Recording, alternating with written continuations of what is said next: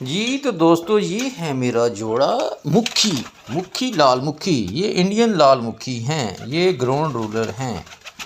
अभी ये अंडे रखने ही वाले हैं। ये रेसर हैं बच्चे। इसी जोड़े के नीचे अंडे रख के हमने पलवाए हैं। ये देखें ये अभी दोबारा अपना घोंसला बना रहे हैं। ये अब जल्द ही अंडे रखने वाले हैं। इस दफ़ा इनके अपने बच्चे हम निकलवाना चाह रहे हैं। ये पहले भी रेसरों के बच्चे पाल पाल के कमज़ोर हो गए हैं।